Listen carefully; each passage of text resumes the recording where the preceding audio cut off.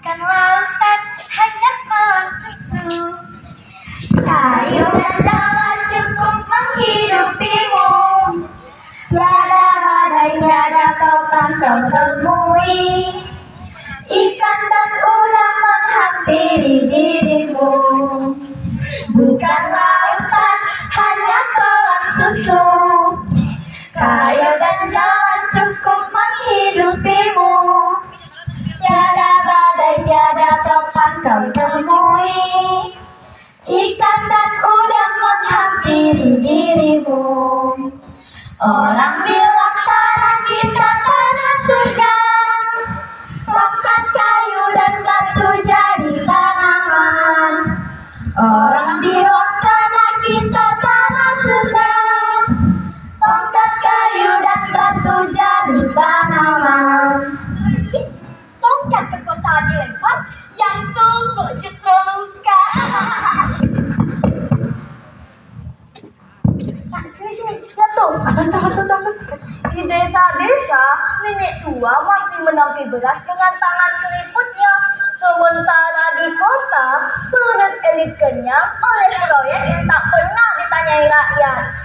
Kita punya kearifan lokal, tapi yang dijunjung justru kearifan modal.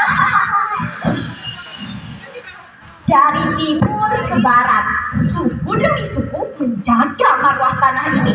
Nah, kalau orang Baduy dengan kesetiaannya pada alam, mereka menolak listrik demi jati diri yang berasal dari dalam. Nah, kalau orang Dayak, orang Dayak.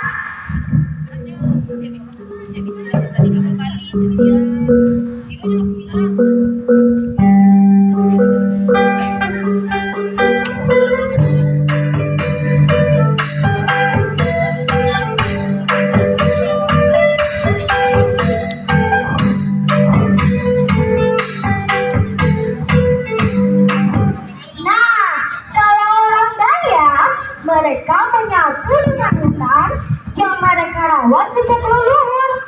Tapi kini hutannya dibakar. Dan kalau nggak salah dijadikan lahan sawit.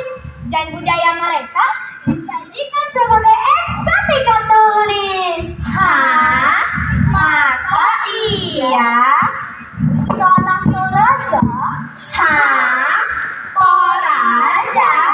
Di tanah Toraja, kematian adalah pesta spiritual. Tapi hidup mereka justru dijadikan tontonan belaka di TikTok, feed Instagram para pendatang.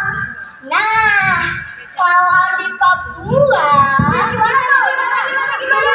sabar dong. Sebelum kita masuk ke Papua, yuk kita nari dulu. Musik.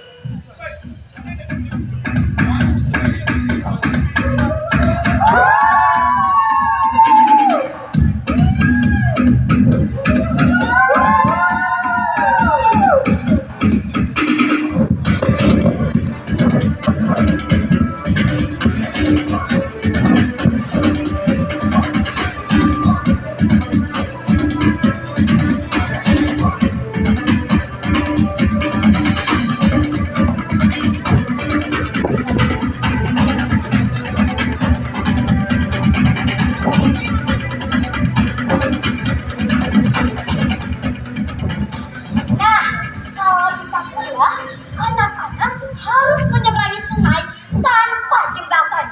Sementara pejabatnya terbang pakai helikopter untuk peresmian yang pernah dirasakan warganya. Helikopter, wah helikopter. Udah. Nah, kalau di Lombok, suku Sasak merangkai bambu menjadi rumah tahan gempa. Sementara negara membangun istana yang retak sebelum dihuni. Nah, kalau orang Minang gimana? Sebelum kita lanjut ke Minang, kita gas lantai Minang dulu yuk. Ayo.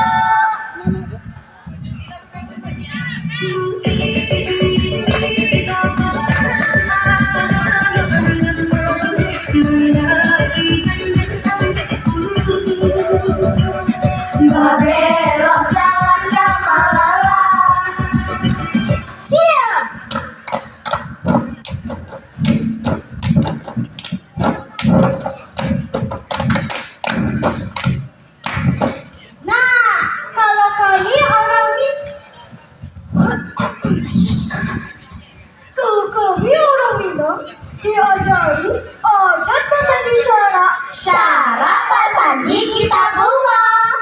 Tapi pemimpinnya selalu sibuk debat halal atau haram di ruangnya lupa pada kehadiran. Kalau orang Jawa bilang, ngana ya ngana, Ngana ya ngana, ning aja ngana. ning aja ngana. Tapi negara ini sudah terlalu banyak ngono ngene yang ngelunjak. Wong cilik tetap cilik. Yang naik kasta bukan rakyat, Tapi harga beras dan ego penguasa. kalau sarjana kita.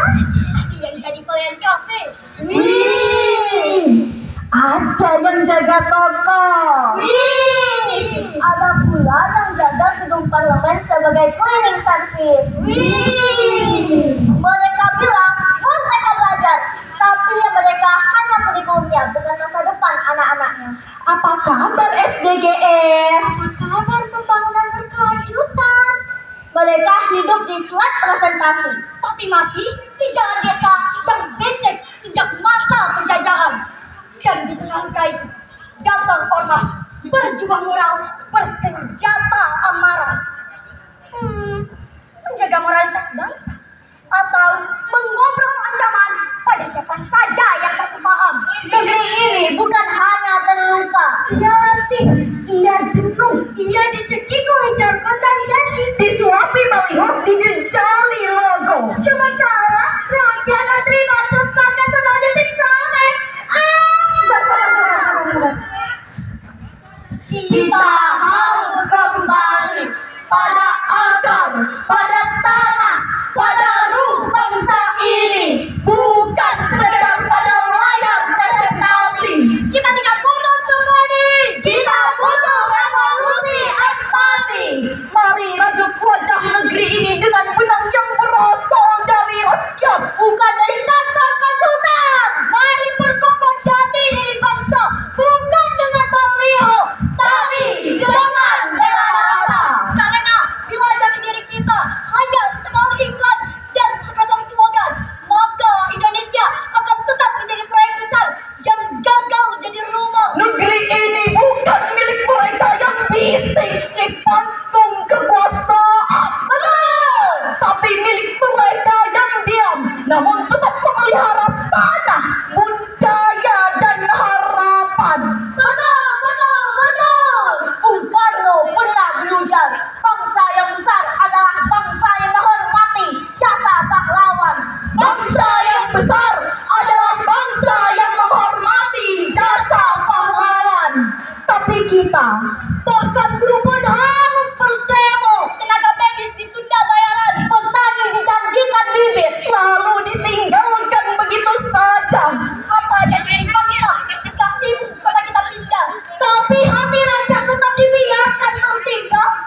Kita bukan anti kemajuan, Tapi kemajuan tanpa keadilan adalah ironi tanpa akhir. mari rajut wajah negeri ini bukan dengan narasi iklan, tapi dengan kebun gotong royong, Tentangnya, kejujuran, jarumnya, keberpihakan, motifnya, budaya kita sendiri. karena jati diri bangsa tak dicetak di brosur wisata, tapi dibangun oleh kita di sawah, di laut, di sekolah dan bahkan di pasar. Indonesia tidak butuh lebih banyak pencitraan. Ia butuh cinta yang nyata dari pemimpinnya dan dari kita semua. Dari mahasiswa rakyat miskin kota, bersatu padu debut demokrasi, tegak kita dalam satu suara demi tugas suci yang mulia. Hari-hari esok adalah milik kita, terciptanya masyarakat sejahtera, terbentuknya tatanan masyarakat Indonesia baru tanpa orba. Marilah kawan, mari kita gabarkan di tangan kita tergenggam arah bangsa. Marilah kawan, mari kita menghapuskan semua ragu tentang pembebasan.